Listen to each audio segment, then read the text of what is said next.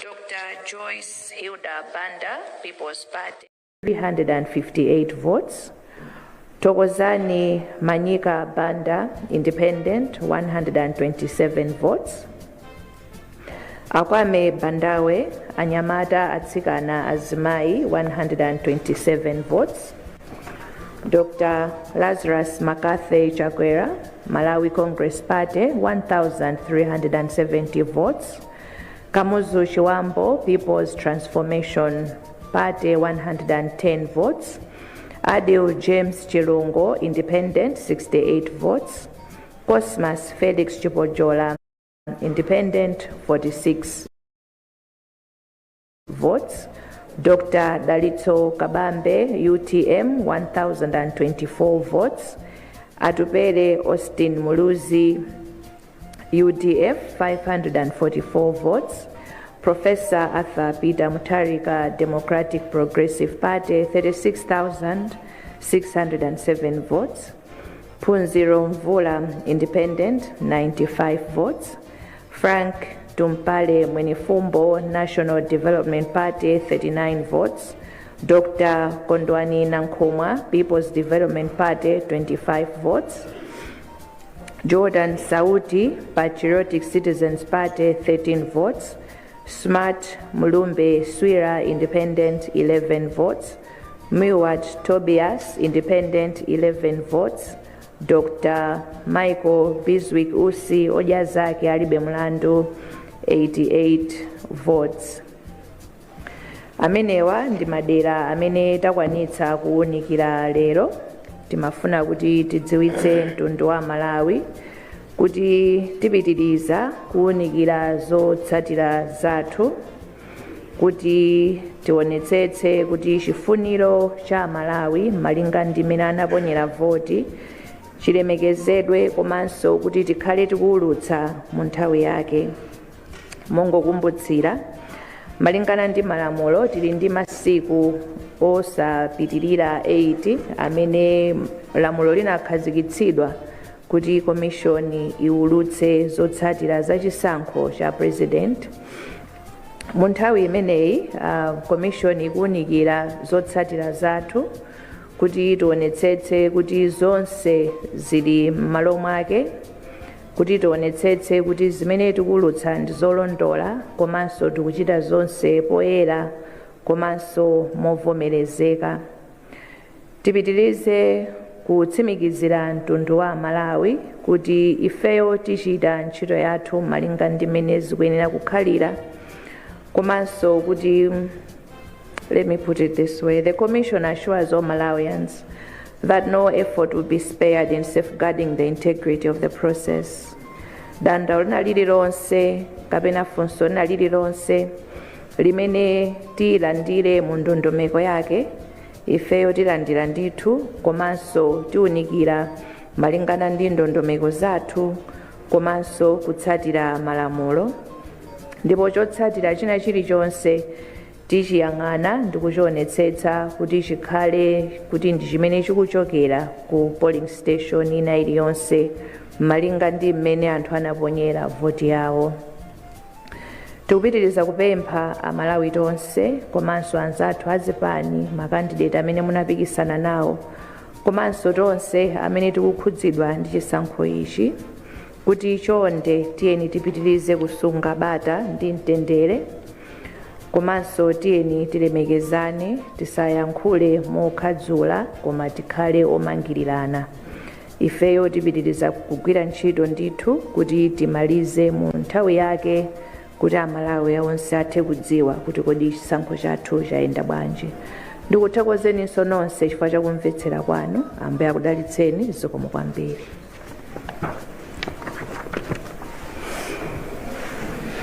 Zikomo kwambiri apa mpanda Malawi Electoral Commission. Monga mwa nthawi zonse pakhala pakuperekedwa mpata kwa atolankhani kuti afunse kumafunso, ndikuloleni kuti mubwere kusogolo kuno anzanga atolankhani ngati muli ndi funso.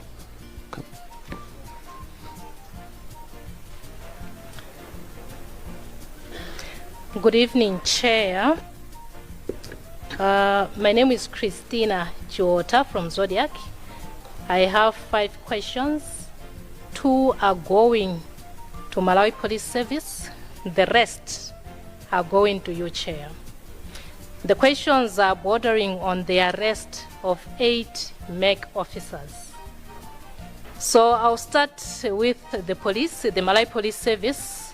The first question is, have you now formally charged the 8 MEC officers? If yes, what are the charges? If not, why not? It's past 48 hours. Why the delay? People want to know. The second question, since time immemorial, when police officers release statements, they usually release with particulars of the suspects. But of late, and in this case we are talking about, of 8 MEC officers, we haven't heard of that. No particulars have been released. Is there a particular reason to that? Now to you, Chair. As the media, we represent the citizens. So this question is coming from the citizens, the Malawians. How are you feeling following the arrest of your officers? Are you worried? Are you concerned that these officers tried to tarnish the image of MEC, which is contrary to the expectation of MEC? And the second one, is on what is the status of these 8 MEC officers? Is MEC going to provide legal representation to them? And the last one, what is happening inside to check the extent of the problem? What are you doing? That is, if that problem is indeed there. Thank you very much. Zikomo kwambiri Chair, ine ndi Austin Katunga kuchokera ku Mzati Radio and TV. Ndi mafunso atatu. Funso langa loyambirira ndilokhudza zomwe wafotokoza kuti mwayimitsa kaye zotsatira za kuntchewu chifukwa choti manambala ake ndithu akusiyana. Timangofuna kumvetsetsa kuti kusiyana kumeneku kuli pati, kukubwera motani, komanso zikutengereni nthawi yotani pofuna kuonetsetsa kuti chilichonse kumeneku chili m'malo mwake. Nkhani yachiwiri ndiyokhudza masanawo kunali msonkhano wa atolankhani omwe unakonzedwa ndithu ndi chipani cha United Democratic Front UDF. So kumeneku Alex Kalula amene ndi running mate anakambapo kuti mdziko muno akuti muli syndicate yobera chisankho mwaukadaulo, ndipo pakadali pano akuti zachita kuonekeratu pamene syndicate imene yagwiritsanso ntchito mamonita achipani pobera zisankho zimenezi.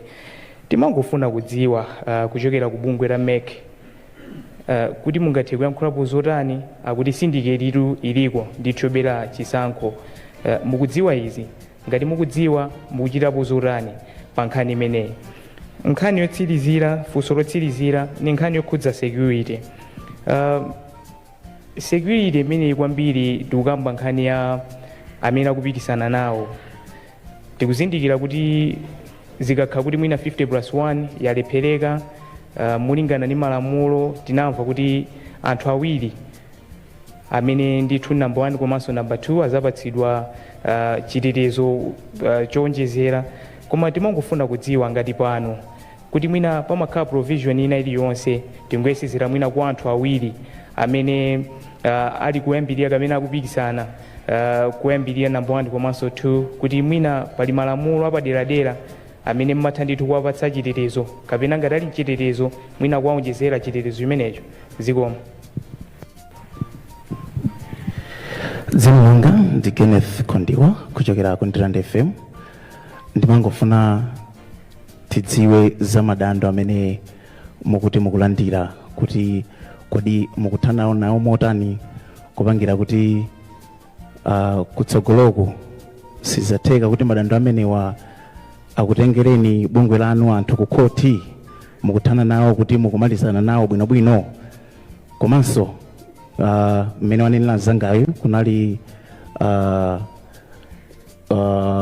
ndithu atolankhani anayitanidwa ndi UTF ndi timangofuna tidziwe kuti kumeneku amadandaula nawonso akuti akulemberani kalata ya madando. Timangofuna tidziwe kuti kodi kalata imeneyi yakufikani. Chair ine Johans Momba, Team Vene Radio, komanso television.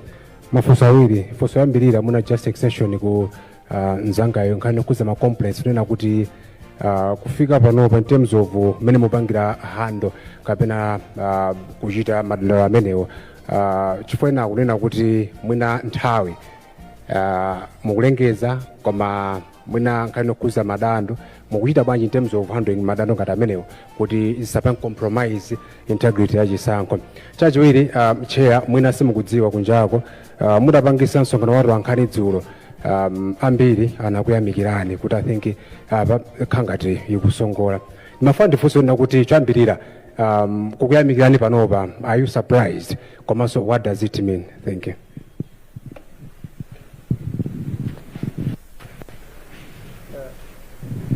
Thank you so much, Chair. I would request maybe that you consider responding to the questions, then we'll come again in the second round. Thank you. Zikomo kwambiri Sangwani, komanso ndithokoze nyumba yonse chifukwa cha mafunso. Ndiyankha mafunso amene abwera kumeki, koma panali mafunso linali ngati limodzi koma ndi masabu pati pomwepo. Ndiye ndizapempha Madam Yolam kuti mutiyankhireko zokhudza ku polisi. Madam Christina Chiota, choyambirira mongokumbutsira kuti the commission works within the framework of the law, and in that framework paliso magawo ena amene amafotokoza kuti meki ilemekeze choyambirira constitution komanso malamulo amene anakhazikitsidwa m'dziko muno. Lamulo lina limene lilipo ndi logawa ntchito ya meki ndikuyang'anira za zisankho pamene nkhani za chitetezo komanso zina zotero zili ku polisi. Ndiye pamene munthu apolisi amunyamula on suspicion of having committed an offense that is within the purview of the Malawi Police Service, kwa ife is to respect that and wait for the due process to take its course. Malawi Electoral Commission does not offer legal representation. Ndiye kuti amene anyamulidwa, it is up to them to find their own legal representation. Mundirole kuti ndiyankhe motero. However, let me be quick to say munthu akamunyamula amakhala kuti pali ma allegations and they are innocent until proven guilty, and tingonena kuti ifeyo who allow the due process to take its course. Kunzati Austin Katunda tinafotokoza mu statement kuti panali ma discrepancies in tallying of the results za ku Nchewu, I beg your pardon, Nchewu District Council, ndipo tayimitsa the process of determination ya ma results. Koma ntchito yonseyi ikufunikabe kuti igwirike within the 8 days that we have to determine the presidential results. Ndiye ndikutsimikizireni kuti pamene tikuwunikira, we are still mindful of the limitation of time that we have. Ndipo ifeyo tichita china chilichonse kuti kuwunikira kwathu tikhale titamaliza ikamafika kuti 8 days ikutha, chifukwa chokuti we need to announce to the nation kuti kodi kuntchewu zotsatira zili motani. Mwafotokoza kuti kunali UDF anachita press conference ndipo afotokoza kuti mamonita anagwiritsidwa ntchito kuti abere zisankho. Ndiyankhe motere mukakumbukira statement yathu takhala tikufotokoza kuti ngati pali madandaulo amayenekera kuti abwere formally and certainly not through a press conference, certainly not through any other medium other than a formal complaint. Mundilola kuti ndiphatikize ndi funso limene linabwera, I believe it was Nderande FM. Talandira complaint yochokera ku UDF ndipo imeneyi tikuwunikira. As far as my memory serves me, panalibepo nkhani yokuti ma monitors agwiritsidwa ntchito kuti abere zisankho. Should we receive that complaint, we are going to look at it in the same manner imene tikuyang'anira ma complaint ena aliwonse. Mwafunsako za security kwa ma presidential candidate, kwinako munaziyankha nokha malinga ndi mmene alili malamulo. Security imaperekedwa to presidential candidate pamene zotsatira zachisankho zaulutsidwa ndipo papezeka kuti palibe candidate amene wapeza 50% plus 1, ndipo ifeyo ngati ameki talengezetsa kuti kufunika kukhalenso chisankho china kapene tinene kuti runoff. In the event there is a runoff, the law expressly provides kuti ma candidate 1 ndi number 2 amene apikisane pa chisankho cha runoff ndi amene amapatsidwa chitetezo with the state security agencies. Ngati chili chisankho ngati chimene takhala nachochi,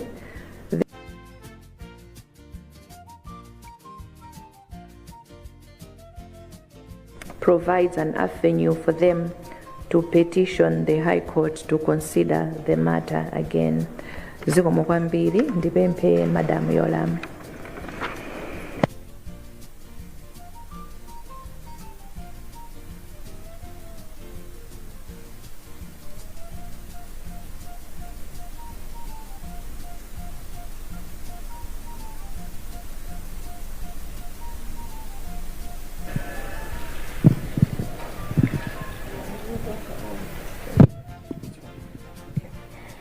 Thank you very much, Chair and the House. I have two questions from Zodiac, though they are related. Yoyambirirayo akufusa zama suspects. As reported yesterday, we arrested these people yesterday in the afternoon. As we speak, we are within the 48 hours, so there's no worry for them. Tikanalima 48 hours yomwe ija sinathe chifukwa choti anthu wanagwidwa madzulo in the afternoon. Yachiwiriyo akuti no particulars of the 8 suspects were mentioned in our press release. It was deliberate because we don't want to jeopardize our investigations. We would rather keep their names safe and undisclosed. Thank you, Chair. Thank you, Honorable Chairperson. You allow me to take the last set of the questions.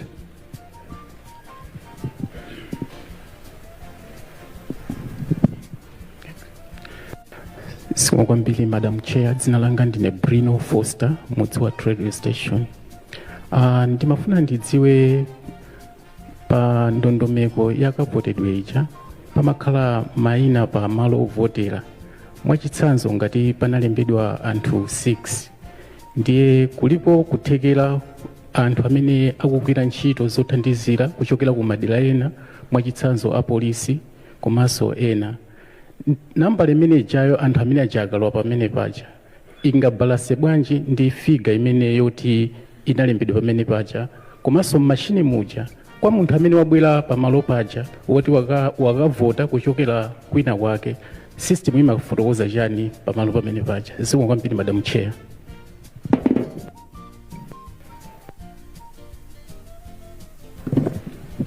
Thank you, Madam Chair. My names are Ruth Dawood from Angaliba. My questions are,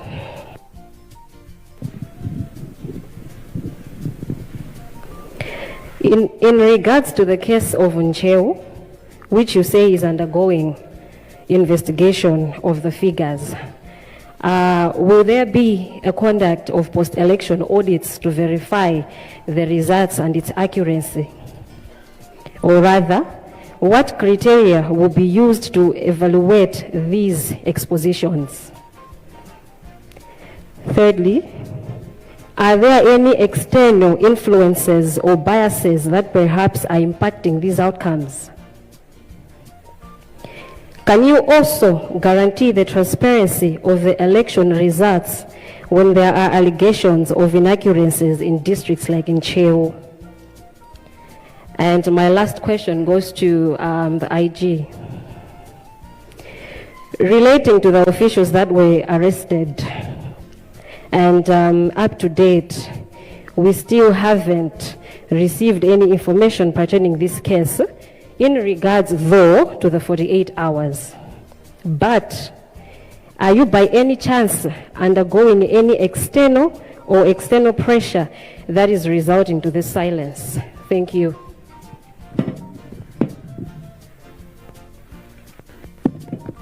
Zikomo Madam Chair, dzina langa ndi Blessings Bomati kuchokera ku YS ya Timven komanso kanema wa Timven.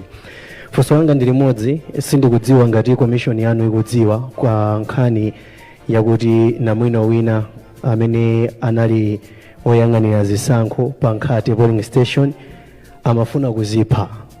Nkhani yake kuti sanayendetse bwino zisankho kumeneko mboma la Chikwawa, yomwe ikufana naso ndi nkhani imene inachitika mtsiku la dzulo ngati sindikulakwitsa kumeneko ndi ku constituency ya Nkhoma kutinso amafuna kuzipha. Ndimafuna kudziwa bwinobwino ngati mukudziwa nkhani imeneyi, komanso kuti kodi chikuchititsa nchani chifukwa anthu kunjaku ali m'mafunso nkhani imene ripoti likumabwerera polisi kuti sanakhutire ndi mmene akuyendetsera chisankho, kodi ino ndi mmene mwazimvera, komanso kunena kuti nkhani ngati zimenezi zopereka mafunso chonchi, kodi mukamawatumiza kuti akagwire ntchito zimenezo mumathandiza motani maphunziro awo maka ku nkhani yakaganizidwe kangwiro? Zikomo. Zina langa ndine Robert Loka, mtolankhani wa ku Miji FM. Madam Chair, ndikukumbukira bwinobwino kuti masiku apitawo mudazayankhulapo pa nkhani yokhuzana ma presidential candidates ena komanso zipani zina zomwe zimanena kuti zikusogola pa chisankho chimenechi kutengera ma results osasimikizika. Commission yanu mudazafotokozapo mowapempha kuti asapange zinthu ngati zimenezo. Komano pano kuchitikaso zinthu zina pamene taona ma presidential candidates ena avomereza kuti agonja pa chisankhozi, ngakhale kuti commission sinalengeze zosatira zosimikizika. So ndimangofuna ndingomva comment kuchokera ku commission pa zimene zikuchitika zikuti pali ma candidates ena avomereza kugonja ngakhale kuti commission sinalengeze opambana. Kulengeza opambanako ndiko zitanthauzaso kuti kulengezaso ogonja. Zikomo.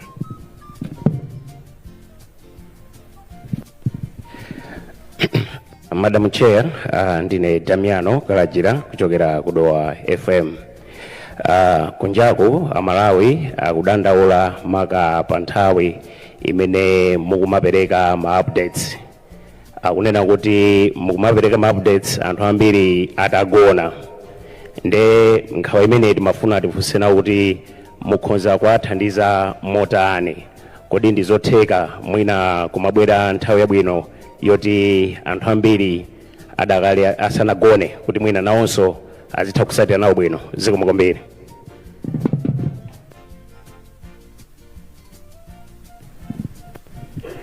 Chair, dzina langa ndi Robson Patson, ndimagwira ndi wireless ya Channel 4 Nations komanso TV.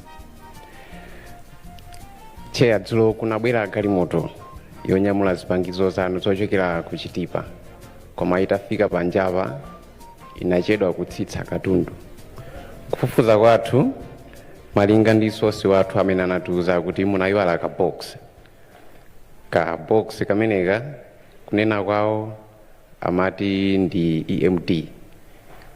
Ndimafuna amutsimikizire ngati izi zinachitika akuti kameneka munayiwala muzinda wa Mzuzu koma galimoto ndi yakuchitipa.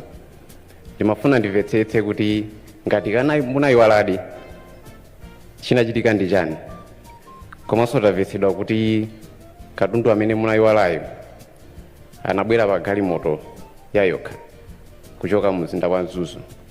Security yake inali yotani kudzafika kuno, komanso ngati inalidi EMD popeza nkhani zokhudza security zikukhala ngati zikupereka mpungwepungwe muno, kanali ndi masilu bwinobwino.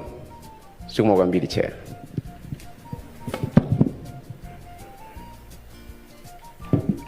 Thank you so much, Chair. I will request that you respond to the questions. Thank you.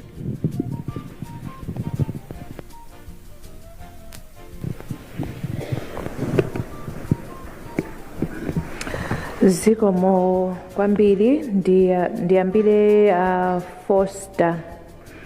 Zoonadi in our protocols and imene tinakhala tikufotokozerera, and it's public knowledge.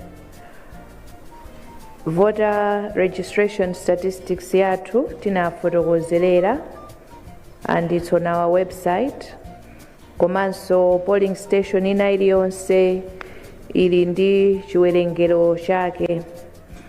Koma mukakumbukira kuti sometime in August Parliament passed an amendment to lamulo lathu loyendetsera chisankho cha president, aphungu a nyumba ya malamulo komanso makhansala, kuti ipereke mphamvu to the commission to issue authority to vote elsewhere ku anthu amene amagwira ntchito za chisankho tsiku loponya voti, komanso anzathu achitetezo, kuonjezeraponso mamonita azipani.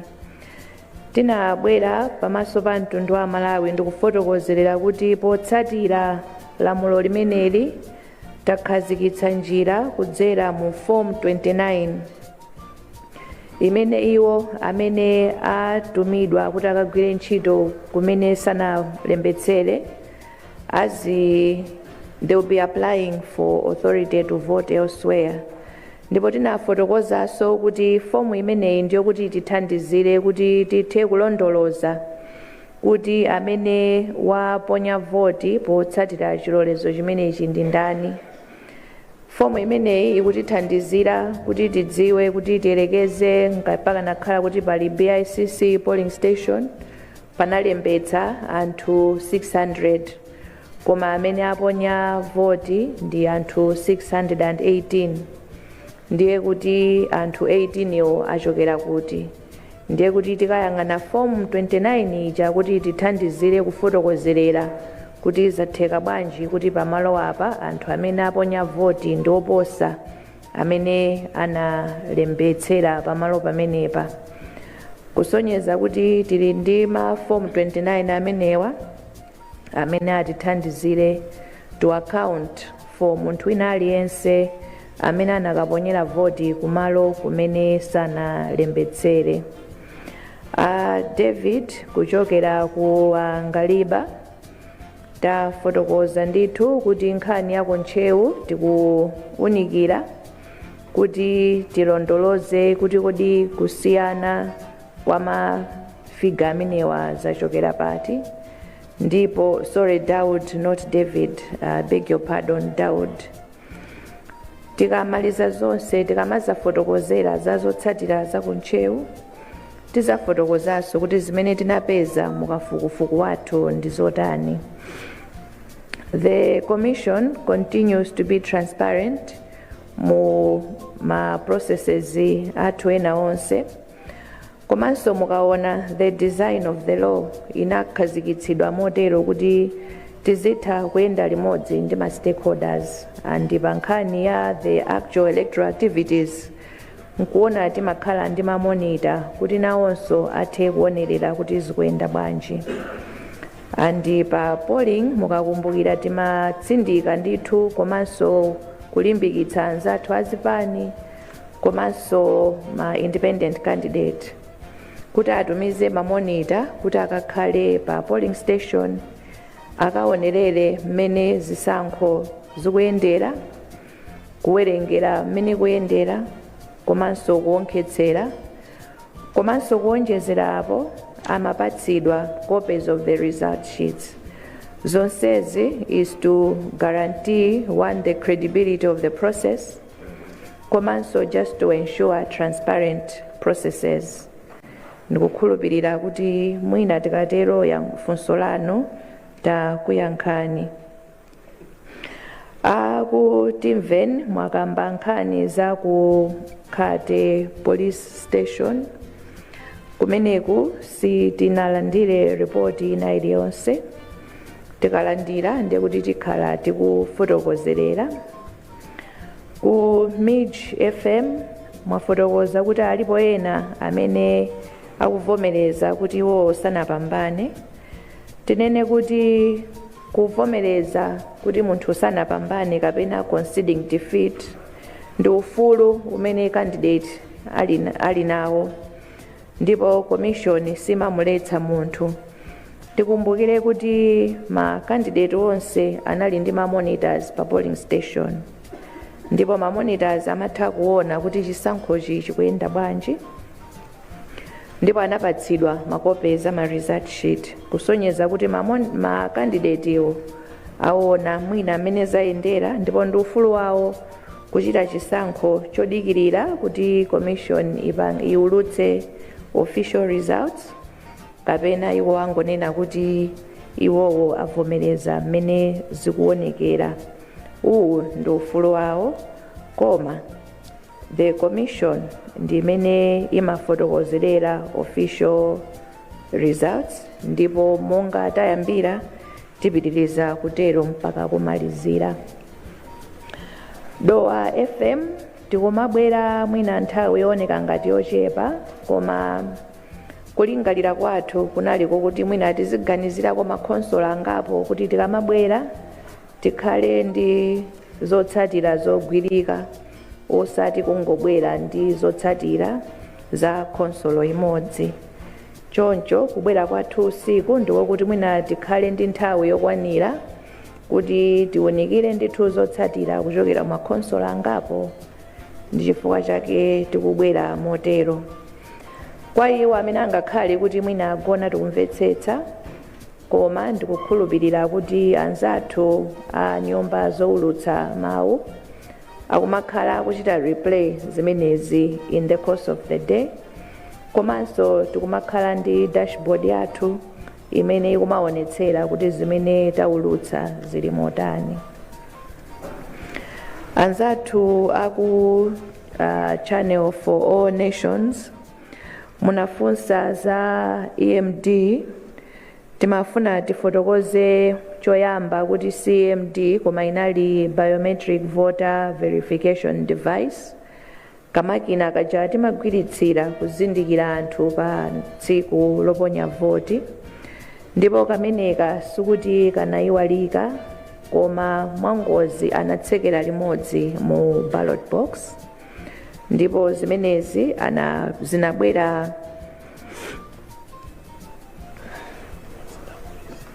zinabwera limodzi ndi ya polisi, sikuti zinangobwera pazokha. Komanso katundu wathu akamabwera sikuti tikumalandirira kuseri, tikumalandirira momuno ndithu aliyense akuona.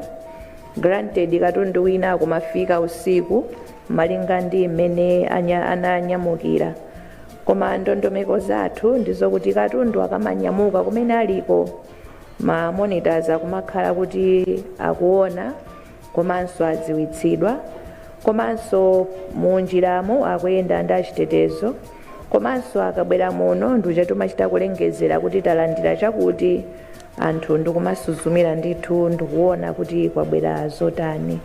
Zikomo kwambiri.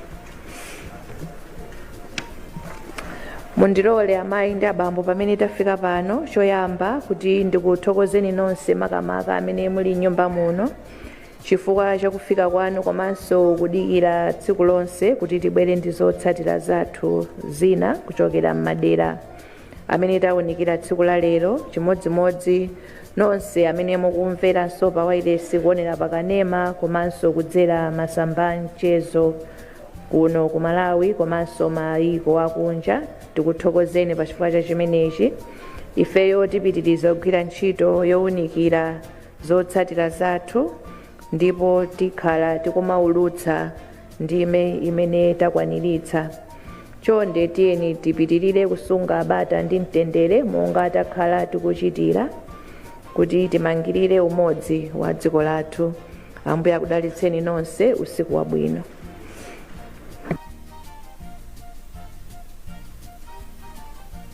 Zomwe kwambiri tinayamba ndi pemphero ndi titsekerenso ndi pemphero ndi omwe aja anapemphera aja abwerenso. Tipemphere. Tikuthokozana Ambuye chifukwa chokhala nafe mu press briefing yathu. Pamene tikumaliza tikupemphera kuti bata ndi mtendere zikakhale ndi ife komanso kuti china chilichonse chikayende bwino. Tikupemphera kuti mukapereka nzeru ndi luntha pa nthawi imene tikukapitiriza zokhudzana ndi chisankho ichi mpaka tikamalize. Mu dzina la Yesu Khristu tapemphera ndi kuyamika. Amen.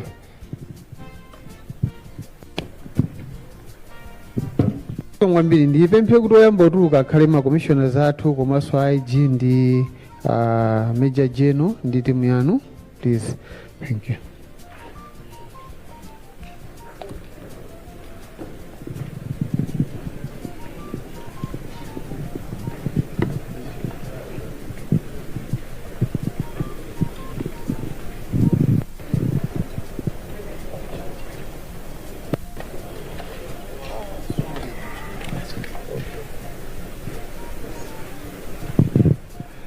Zomwe kwambiri likhoza umasuka.